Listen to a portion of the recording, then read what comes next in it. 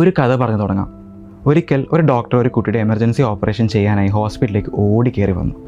അദ്ദേഹം ഓപ്പറേഷൻ തിയേറ്ററിലേക്ക് കയറാൻ തുടങ്ങിയതും ആ കുട്ടിയുടെ അച്ഛൻ ഡോക്ടറെ തടഞ്ഞു നിർത്തി വൈകി വന്നതിന് ചീത്ത പറഞ്ഞു. പക്ഷേ ഡോക്ടർ അയാളെ പറഞ്ഞ് സമാധാനിപ്പിച്ച ശേഷം വേഗം ഓപ്പറേഷൻ തിയേറ്ററിലേക്ക് കയറിപ്പോയി. അങ്ങനെ മണിക്കൂറുകൾ കടന്നുപോയി. ഒടുവിൽ ഓപ്പറേഷൻ വിജയകരമായി പൂർത്തിയാക്കിയ ശേഷം ഡോക്ടർ പുറത്തു വന്നു. പക്ഷേ കുട്ടിയുടെ അച്ഛനോട് ഒരു വാക്ക് പോലും പറയാൻ നിൽക്കാതെ ധൃതിയിൽ വന്ന പോലെ തന്നെ അദ്ദേഹം തിരികെ പോവുകയും ചെയ്തു. ഇത് കണ്ടു നിന്ന കുട്ടിയുടെ അച്ഛൻ വീണ്ടും ദേഷ്യത്തിൽ എന്തൊക്കെയോ വിളിച്ചു പറഞ്ഞു. അപ്പോഴാണ് ഒരു നേഴ്സ് ആ അച്ഛനോട് പറയുന്നത്, ഡോക്ടറുടെ മകൻ ഇന്നലെ ഒരു ആക്സിഡൻറ്റിൽ മരണപ്പെട്ടു. ആ മകൻ്റെ സംസ്കാര ചടങ്ങുകൾ നടക്കുന്നതിനിടയിൽ നിന്നാണ് നിങ്ങളുടെ മകൻ്റെ ഓപ്പറേഷൻ നടത്താനായി അദ്ദേഹം ഓടി വന്നത്. അത് കേട്ടപ്പോൾ ആ അച്ഛൻ്റെ മനസ്സിൽ എന്തായിരിക്കും തോന്നിയിട്ടുണ്ടാവുക? ആ ഡോക്ടറുടെ അവസ്ഥ മനസ്സിലാക്കാതെയാണല്ലോ ഞാൻ പെരുമാറിയതെന്ന് കുറ്റബോധം തന്നെ ആയിരിക്കും അല്ലേ? നമ്മളെ സേവിക്കാനും നമ്മുടെ ജീവൻ വരെ നിലനിർത്താനും ഒക്കെ നെട്ടോട്ടം ഓടുന്നവരാണ് നമ്മുടെ ഹെൽത്ത് കെയർ വർക്കേഴ്സ്. അതും സ്വന്തം ആവശ്യങ്ങൾ വരെ മാറ്റിവെച്ചുകൊണ്ട്.